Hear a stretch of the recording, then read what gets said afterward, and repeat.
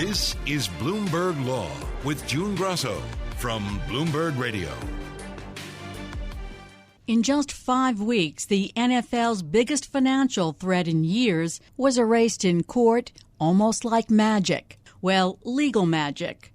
On June 27th, a jury sided with football fans and awarded $4.7 billion in damages to residential and commercial subscribers after it ruled the NFL had violated antitrust laws in distributing out-of-market Sunday afternoon games on a premium subscription service.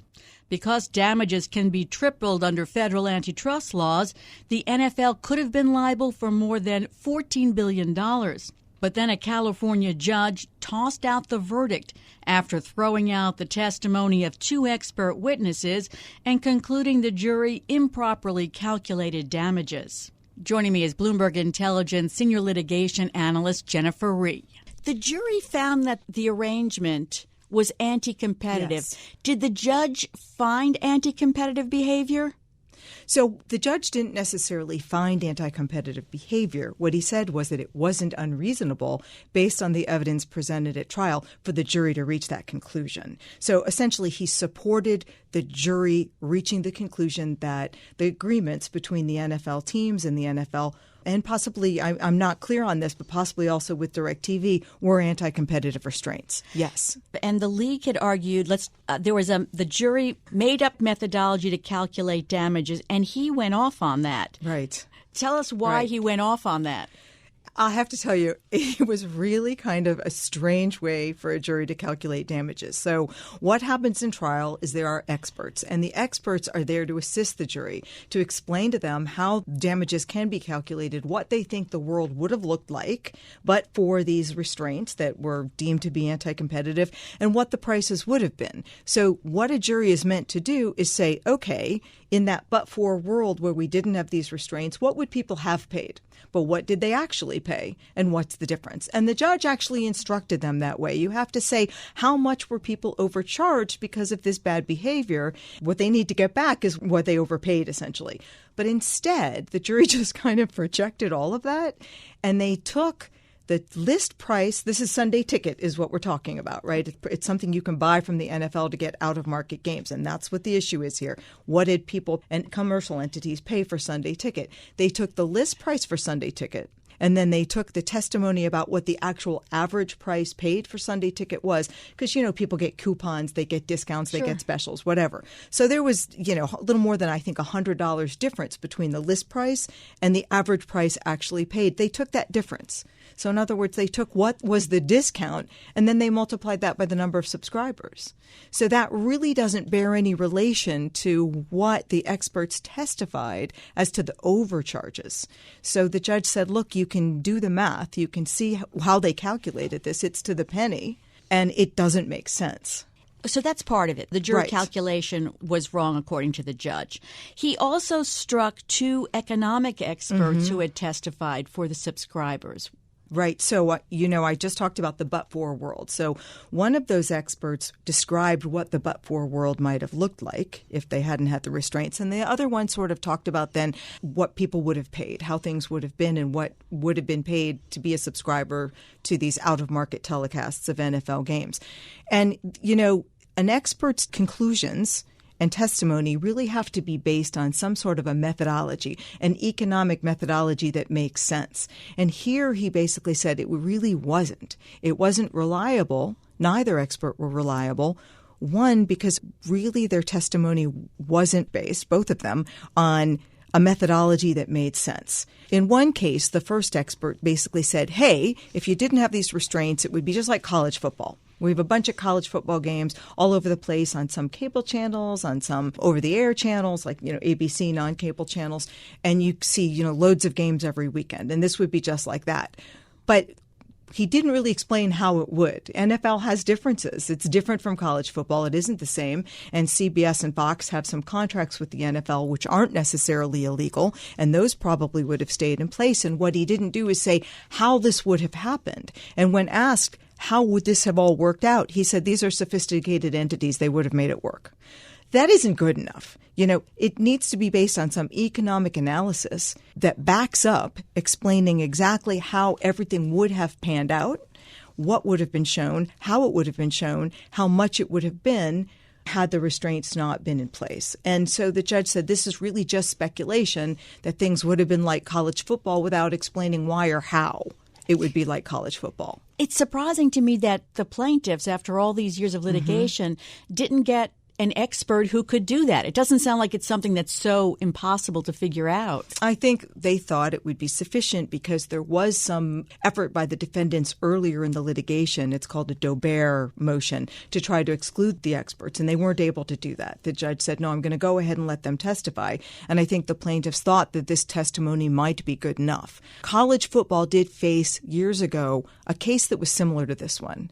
And as a result of that litigation, we got what we got out of the NCAA. We got a lot of college games on a lot of different cable stations and over-the-air stations. And I think they thought it would be good enough to basically say, look, it's very similar, and it would be similar. But again, from the perspective of what an expert's supposed to provide, the judge just deemed that to be too speculative. Was this a shocking decision to toss out the verdict? I think not, because first, all the way through trial, the judge seemed really skeptical of plaintiff's evidence. He made comments like, I don't really think the evidence that you're presenting here supports your theory or supports your case. I don't really think you're making your case. So he was skeptical the whole way. So that's one thing. And the second thing is when you did look at the damages that the jury awarded, they did look odd. They weren't the damages that the experts predicted would be the appropriate damages. And you saw that it was kind of clear the way they calculated them in a way that didn't make sense, right? So I think that wasn't surprising. And then June also, this has a long history, right? This litigation's been going for 10 years, and it already went before the Supreme Court at one point. I should say that the NFL tried to get Supreme Court review. The Supreme Court didn't pick up the case because it was just on a motion to dismiss, and that's kind of early on in the matter and sort of procedural. But in saying we won't review the case, Justice Kavanaugh released a statement. And in the statement, he basically said he doesn't think that the plaintiff's case is good here, that he agrees with the NFL's position, and they didn't take the case because it's just on a motion to dismiss. It's early on. But by the way, NFL, if you lose, practically invited them to come back to the Supreme Court. What surprised me here? The jury didn't follow the judge's instructions. Right. According to the judge, the jury calculated the damages wrong. So then you order a new trial and you give another jury a chance, especially after 10 years of litigation. So I think a new trial could be where we end up here. So the reason he did that is because there were sort of three issues, right? He didn't just say that the jury's damages made no sense. That was one thing. But he also discounted and discluded the evidence of two experts. And because he did that, he granted judgment notwithstanding the verdict. Because without those two experts' testimony, there was no evidence presented at all to establish that there was injury or what the damages would have been for that injury. And because of that, it was judgment notwithstanding the verdict. Now, here's the thing. What happens now? I would think that the plaintiffs will probably appeal. Based on what we talked about right at the beginning of this segment, that the judge didn't find it unreasonable for the jury to decide that there'd been anti-competitive conduct, right? So the judge agreed with that. So on that basis, consumers and commercial entities, they're due something, right? There was anti-competitive conduct according to this jury. I would think the plaintiffs would appeal, and I would believe that the upshot of that appeal, if they're successful, would be to send it back for a new trial on damages. This has been going on so long that in 2017, a judge dismissed the lawsuit at that point, too. Right. And the Ninth Circuit, 2 years later, reversed. That was really early on. So that was the motion to dismiss. Okay. So it was first dismissed, went to the Ninth Circuit. The Ninth Circuit resurrected it. And that's when the NFL tried to get before the Supreme Court. It was on that Ninth Circuit's decision to send it back to the trial court on remand. Well, it was a reversal. So, no motion to dismiss, keep litigating. And that's when the Supreme Court refused to take the case. And then we went through the litigation and the trial. So that was really very different, a different situation. There was no evidence presented at that time. Looking at this big picture, it seems hard to believe that there wasn't some anti-competitive conduct here. Well, it's really complicated, June, because there is something called the Sports Broadcasting Act. It's from the 1960s. And what it does is it exempts professional football from antitrust laws, the conspiracy laws, for the purpose of being, organizing a league, right? And for the purpose of having all these teams that must come together to present professional football, the games, the Super Bowl, et cetera. And what it did at the time is it exempted it for the purposes of pooling their licensing for free TV. But there was nothing but free TV then. There was no cable. It was just ad-supported television is what we got, right? And we didn't pay for it. Things are different today. So one of the arguments here by the NFL was that, well, we're exempt from the antitrust laws because of the Sports Broadcasting Act. We can do this. We can go ahead and pool the rights to the telecasts of all the games, and then sell them as a package to DirecTV and let DirecTV charge subscribers whatever they want to, right? Because this was the issue. So the question is, does the Sports Broadcasting Act apply or not? And I think that if the NFL was planning ahead and looking at their conduct, their position would have been, well, we're exempt, so we can do this. I was surprised that we haven't heard from the plaintiffs immediately saying we're going to appeal this, which they've done before. So what do you think is next? I think it's such an interesting situation because I would think the plaintiffs would want to appeal just because they did get the jury verdict that there was anti-competitive conduct. But on the other hand, this litigation has been going for 10 years. Now, if they appeal, we're tacking on years and years and years because the Ninth Circuit is pretty backed up. They've got a lot of cases. They're taking a long time to decide on these appellate matters. You're looking at it could be another 2 years before they get that decision. It's been 10 years. And if the decision is to send it back to a new trial, I think at this point they may just want to get paid. So what I think this could lead to is some sort of a settlement here. Not much of a settlement, though. I don't think so. That's the thing. There are issues here on both sides. The NFL probably feels like they have a strong case. But on the other hand, everybody's probably tired of this litigation. And it may be worth their while just to pay these plaintiffs and make it all go away because the litigation itself is costing them a lot of money. And as I said, could drag on for years. So we'll have to see what happens. I suspect at least there will be an appeal and it might get to the Ninth Circuit. Turning to another antitrust issue, another deal that the FTC is opposing, the Kroger-Albertsons merger. So, Jen, there are going to be some important proceedings in the case this month. Tell us about that. In Portland, Oregon, the trial or the hearing, they call it a hearing, I sort of call it a trial because it really is a mini trial, on the FTC's motion for a preliminary injunction. That starts in Portland, Oregon on the 26th of August. And just tell us what the FTC's case is about briefly. So really, this is a straightforward horizontal deal, right? So the FTC is just looking at two competitors. They're both grocery stores. They look at these in separate local regions. Obviously, that makes sense because grocery stores compete with each other in localities. They don't compete on a nationwide basis. So I call this a map merger, right? Because you dot out where all these grocery stores are on a map and you make circles around the ones that are close to each other. And then you look at who else is in there competing. And it means any number of locations could be problematic from an antitrust perspective because it could be a merger to monopoly. It could be a merger 3-2, 4-3, leaving not enough grocery options in those local regions.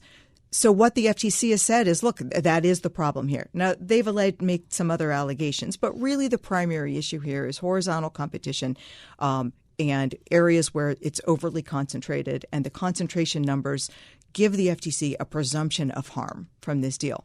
Did the companies try any remedies? The companies did do what is typical. They offered to divest some of these stores. Actually, quite a lot. I think almost 600 at this point. They keep upping the number, so I don't exactly know where they landed now. Right. But they keep adding to it, and they've offered to divest quite a few stores to a company called CNS Wholesale, which is a very big company, but it's really mostly a wholesaler. It's not really a retail grocer. It does have some retail grocery stores. It does operate some, but it actually franchises more than it operates.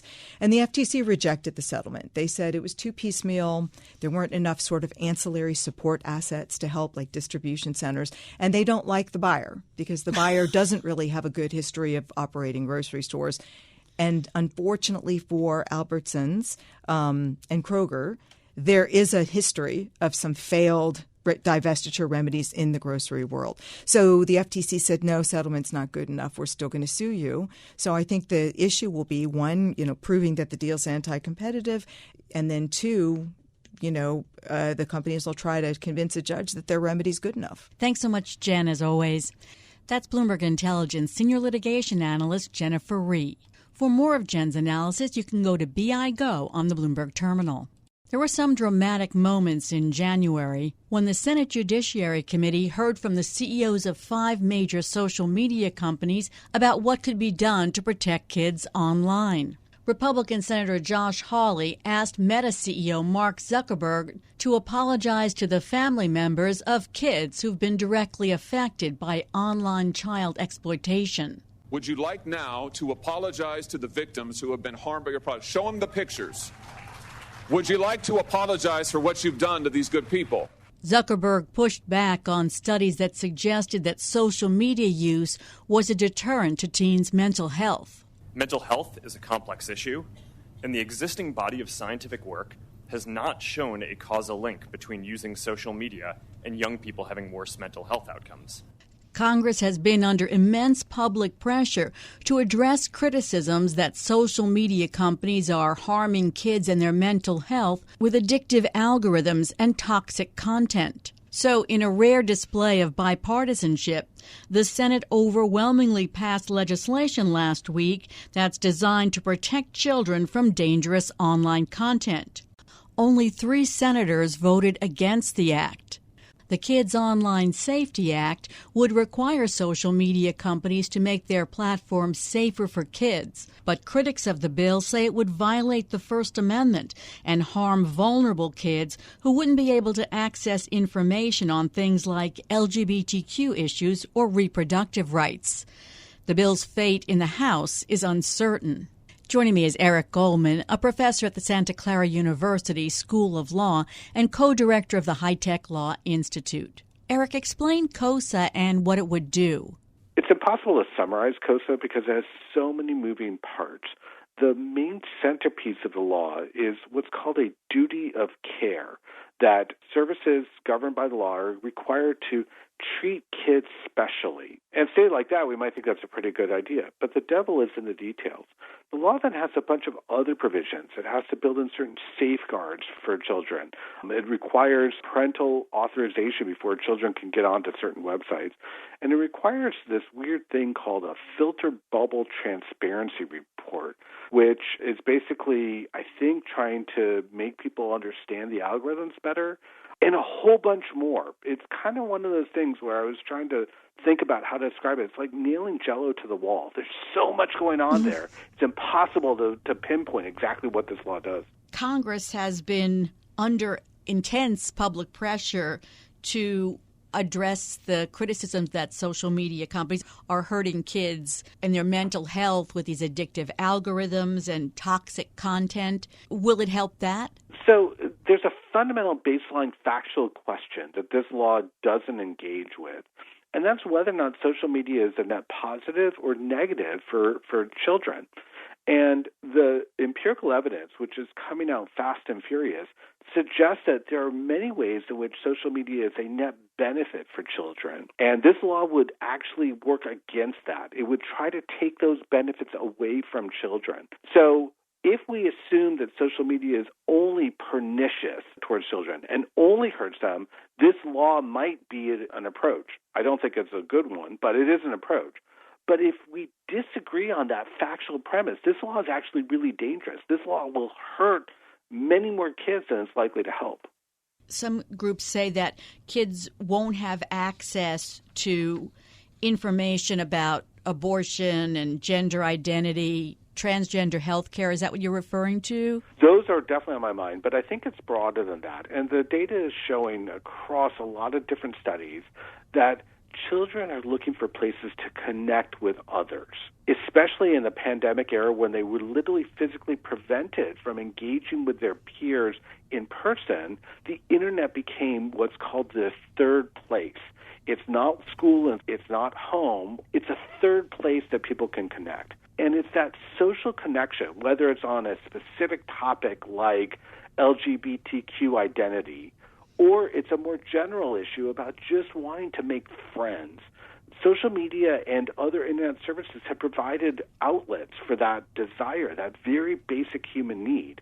And if you take that away, it's possible, and in fact probable, that it can't be replicated in the offline world, that it just won't exist for those children anymore. The connections that they had will no longer exist. They won't have an outlet to find new connections, and that just makes them lonelier and sadder. How do you balance that, though, with the number of deaths from social media?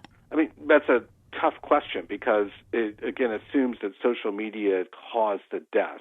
And I'm not there close enough to the family to know. But we do know that teens especially are under extraordinary mental distress for reasons that have nothing to do with social media.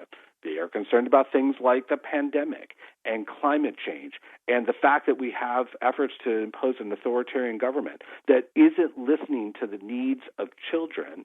And so, there's so much going on in our society that's distressing kids. And to pull out one factor and assume that that's the cause really is actually, I think, not properly respecting all the other problems we have that might also be needing to be addressed.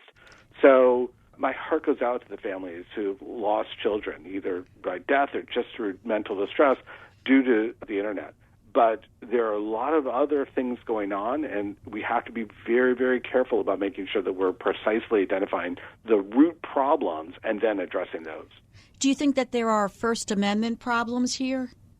There are enormous First Amendment problems. And what's so baffling to me is that Congress, 91 out of 100 senators, voted for a law that seems like it goes straight into the teeth of an opinion that just came out a month ago saying that you cannot do many of the things that are being required in this law. And the drafters didn't make any effort to accommodate the new information that came out from the Supreme Court that said, here are the limits on your ability to control how people publish content and talk to each other online. And so they're just doubling down on rules that were drafted without the guidance the Supreme Court just gave them. And to me, that's baffling. Coming up next on the Bloomberg Law Show, I'll continue this conversation with Professor Eric Goldman of Santa Clara University Law School. We'll talk about how COSA would be enforced. Also, Google loses a huge antitrust case. The ayes are 91, the nays are 3, and the motion is agreed to. The Senate resoundingly passed a package of Internet safety bills last Tuesday. The Kids Online Safety Act would require social media companies to make their platforms safer for kids. But critics of the bill say it would violate the First Amendment and harm vulnerable kids who wouldn't be able to access information on things like LGBTQ issues or reproductive rights.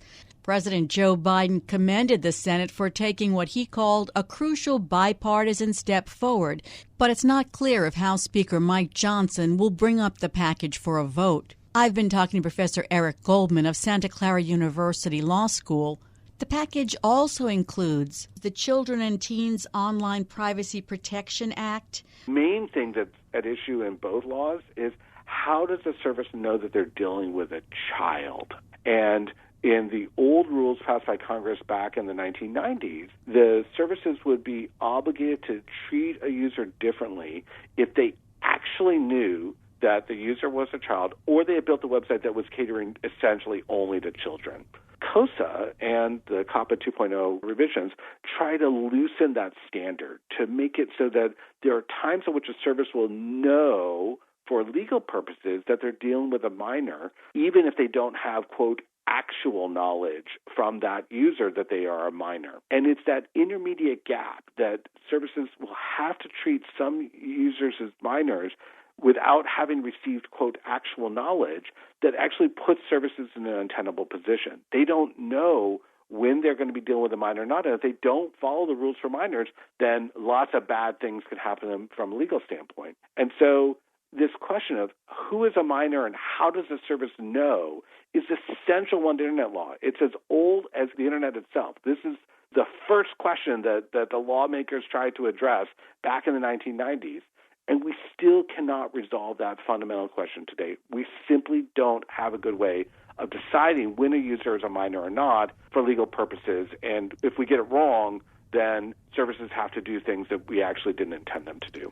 The bill's supporters say the measure would keep kids safe by requiring companies to control the design, not the content of their platforms. I don't quite understand that, but do you? I don't, and let me explain why. So there's been a broad-based regulatory effort to say that when we're dealing with online publication of content, we can make a distinction between the content that's being published and other publication decisions, like how to present the content, who to present it to.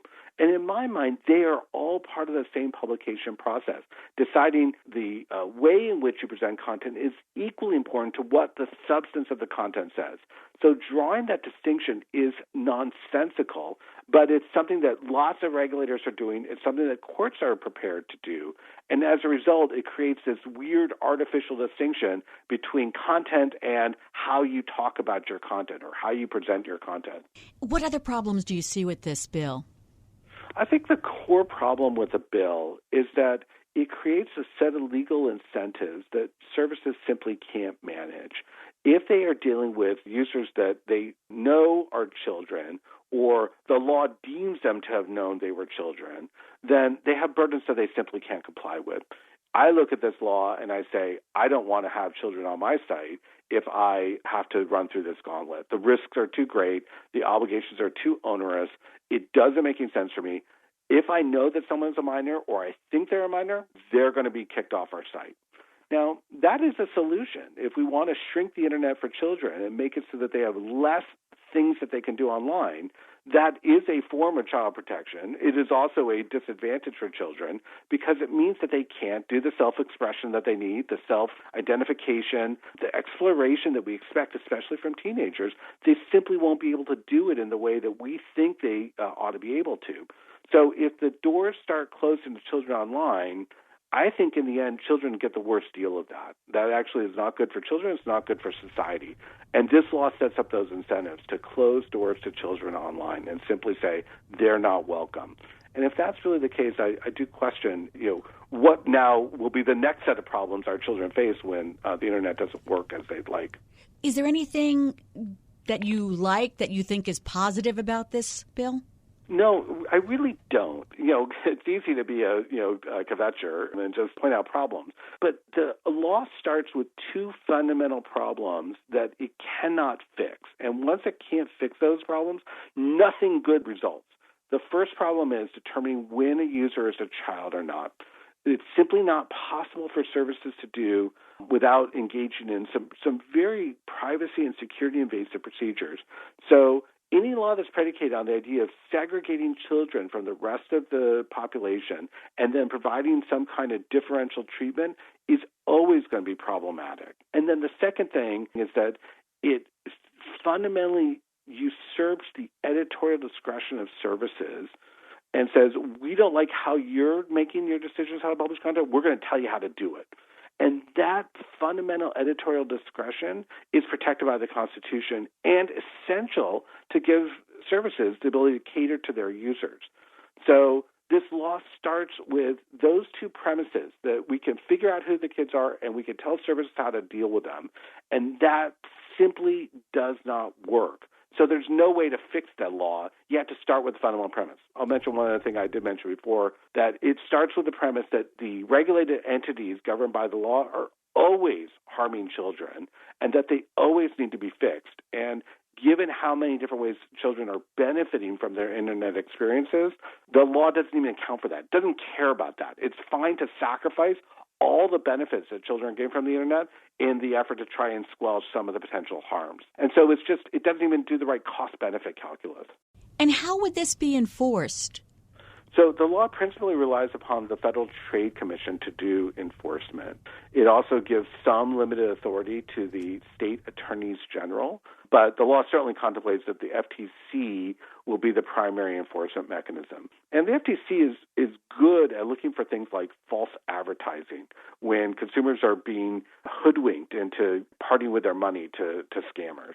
The FTC is not in the business of being basically a content censorship board, which is what this law would ask it to do.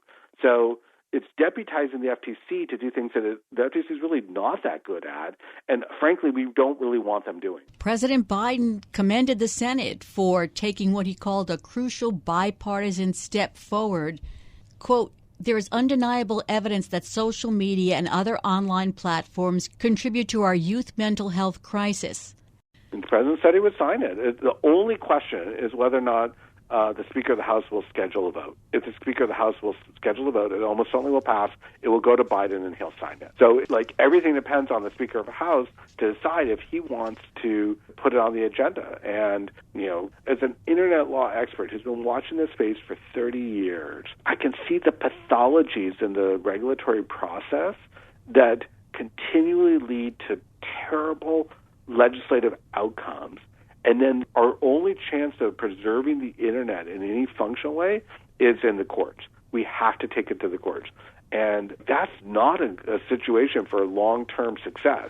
Well, if this bill does pass the House, it certainly will end up in the courts, that's for sure. Thanks so much, Eric.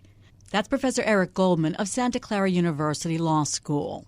In other legal news today, a huge loss for Google. A federal judge ruled that Google has illegally monopolized the search market, handing the government an epic win in its first major antitrust case against a tech giant in more than 2 decades. D.C. Judge Amit Mehta said that Google's $26 billion in payments to make its search engine the default option on smartphones and web browsers effectively blocked any other competitor from succeeding in the market. And, quote, the trial evidence firmly established that Google's monopoly power, maintained by the exclusive distribution agreements, has enabled Google to increase text ads prices without any meaningful competitive constraint. Google said it plans to appeal the decision. And that's it for this edition of the Bloomberg Law Podcast. Remember, you can always get the latest legal news by subscribing and listening to the show on Apple Podcasts, Spotify, and at Bloomberg.com/podcast/law. I'm June Grasso, and this is Bloomberg.